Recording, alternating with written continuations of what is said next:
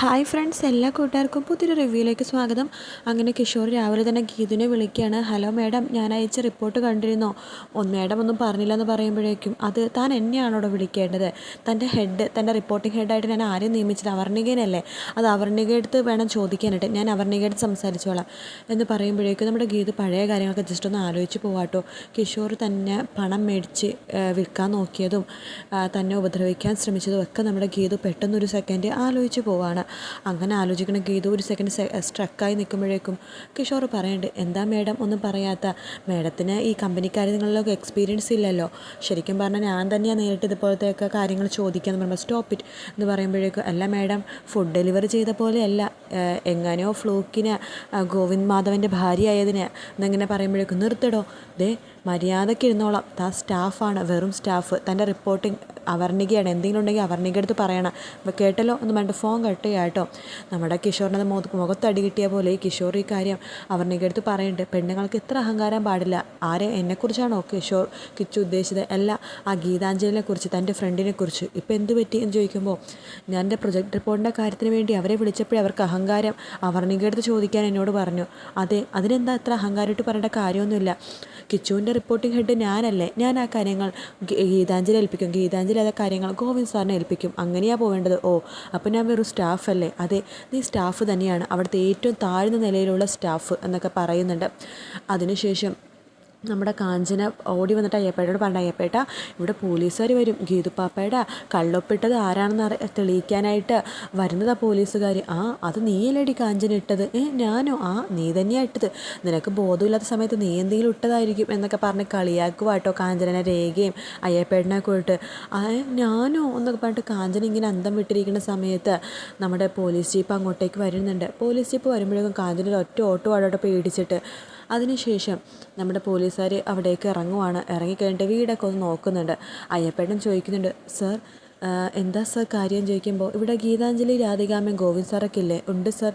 എന്താ സർ കാര്യം? ഗീതാഞ്ജലിയുടെ കള്ളൊപ്പിട്ടത് അന്വേഷണത്തിന് വേണ്ടി വന്നതാ. അപ്പോഴേക്കും നമ്മുടെ കാഞ്ചന വേഗം രാധികാമ്മ അടുത്ത് പറയാൻ വേണ്ടി വരുമ്പോൾ രാധികാമ്മ കുളിച്ചുകൊണ്ടിരിക്കുകയായിരിക്കും. എടി, നീ എൻ്റെ റൂമിൽ വന്ന് കക്കാൻ വന്നതാണല്ലോടി? എല്ലാം രാധികാമ്മേ, ഞാനൊരു കാര്യം പറയാൻ വന്നതാ, പോലീസുകാർ വന്നിട്ടുണ്ട്. പോലീസുകാരോ? എന്തിന്? കള്ളൊപ്പിട്ടത് കണ്ടുപിടിക്കാൻ. അപ്പോഴേക്കും വരുൺ അങ്ങോട്ട് വരാം കേട്ടോ.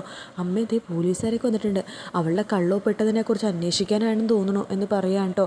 ആ സമയത്ത് കാഞ്ചന പറയുന്നുണ്ട്, മാമി, ഞാൻ ആ കാര്യം പറയാൻ വേണ്ടിയിട്ടാണ് മാമീൻ്റെ അടുത്ത് വന്നത് എന്നൊക്കെ പറഞ്ഞിട്ട് കാഞ്ചന അവിടെ നിന്ന് മുഖവും തിരുമ്മിക്കൊണ്ട് പോവാട്ടോ.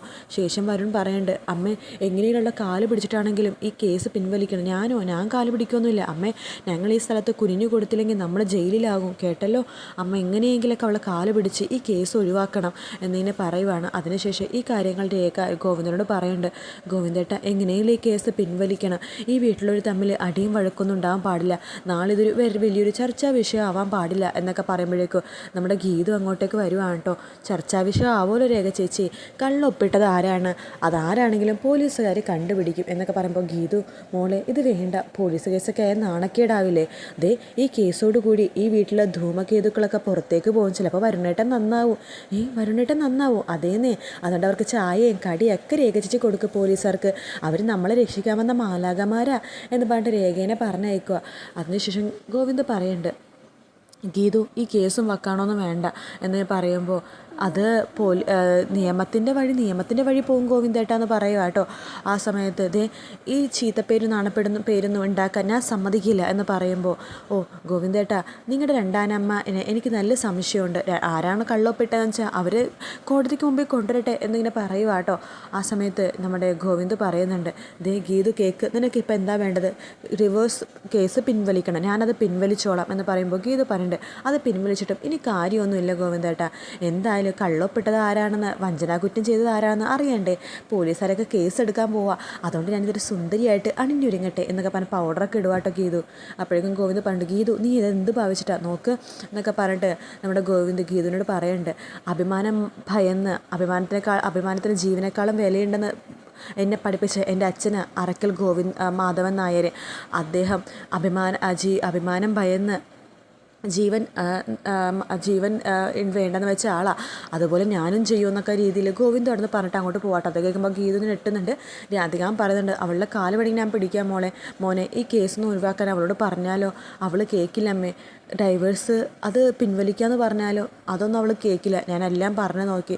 ഇനി എന്ത് ചെയ്യും? എനിക്ക് പേടിയാവുന്നു. പഴയ പോലെ ഇവിടെ ഇനിയും പോലീസുകാരൊക്കെ വന്നിറങ്ങി പ്രശ്നമാവുമെന്ന്. അങ്ങനെയാണെങ്കിൽ ഞാനും മാധവേട്ടനെ പോലെ ജീവനെ അവസാനിപ്പിക്കും എന്ന് രാധികാമ്മ പറയുക കേട്ടോ. ആ സമയത്ത് ഗോവിന്ദ് അമ്മ എന്തൊക്കെയാണ് പറയണത് എന്ന് പറഞ്ഞിട്ട് അതേ നിൻ്റെ അച്ഛനെ പോലെ തന്നെ ഞാനും ജീവിതം അവസാനിപ്പിക്കും എന്ന് പറയുമ്പോൾ ഗോവിന്ദ പഴയ കാര്യങ്ങളൊക്കെ ഒന്ന് ആലോചിച്ച് പോവാട്ടോ. അച്ഛനെ പോലീസുകാർ പിടിച്ചതും ജയിലിൽ അച്ഛൻ മരിച്ചതും അതുപോലെ തന്നെ അത് കാണാൻ വേണ്ടി ഗോവിന്ദ് കുഞ്ഞായിരുന്ന സമയത്ത് ഗോവിന്ദ് ഓടിപ്പോയതും അതെല്ലാം തന്നെ ഒരു സെക്കൻഡിലേക്ക് ഗോവിന്ദിൻ്റെ മനസ്സിലേക്ക് ഓടി വരുവാണ്. ഗോവിന്ദ് പറയണേ ഇല്ല, അതൊന്നും ഇനി ഒരിക്കലും നടക്കില്ല, അമ്മ വിഷമിക്കേണ്ട, ഒന്നും നടക്കില്ല, ഞാൻ ഒന്നിനും സമ്മതിക്കില്ല എന്നൊക്കെ പറയുവാണ്. ഞാൻ അവളുടെ കാല് വേണമെങ്കിൽ പിടിക്കാൻ മോനെ, അവളുടെ കാല് പിടിച്ചിട്ടാണെങ്കിലും ഈ കേസ് ഒഴിവാക്കാൻ ഞാൻ അവളോട് പറയാം എന്നൊക്കെ പറയുമ്പോൾ ഗീതു അവിടെയൊക്കെ കൈയടിച്ചുകൊണ്ട് വരുവാട്ടോ. കൊള്ളാം, നിങ്ങളുടെ അഭിനയം നന്നായിട്ടുണ്ട് രാധികാമ്മേ. നിങ്ങളിത് കേസ് പിൻവലിക്കണമെന്ന് തീരുമാനിച്ചാലും ശരി, പിൻവലിക്കാൻ പറ്റും. എന്ത്, നമ്മുടെ ഡൈവേഴ്സിൻ്റെ ഇത് മാത്രം, അത് നിങ്ങൾ കൊടുത്തതായതുകൊണ്ട് മാത്രം. പക്ഷേ എങ്കിലും കോടതിയായിട്ട് വെച്ച ഒരു കേസായത്, വഞ്ചനാക്കുറ്റത്തിൻ്റെ കേസ്. ഇതെന്തായാലും കോടതിയിൽ തെളിഞ്ഞിരിക്കും, ആരാണ് ഇതിൻ്റെ പിന്നിലെന്ന് കോടതി തെളിയിച്ചിരിക്കും എന്നൊക്കെ നമ്മുടെ ഗീതു പറയുക കേട്ടോ. ആ സമയത്ത് ഗോവിന്ദ് പറഞ്ഞിട്ട് ഗീതു നിനക്ക് എന്താ വേണ്ടത്? ഈ കുടുംബം അകറ്റാനാണ് നിൻ്റെ ഇത് എന്ന് പറയുമ്പോൾ അതൊക്കെ പോലീസാണ് ഗോവിന്ദേട്ട തീരുമാനിക്കണമെന്ന് പറയുന്നിടത്തായിട്ട് എപ്പിസോഡ് തീരുന്നത്. മറ്റൊരു വീട്ടിൽ കാണാൻ.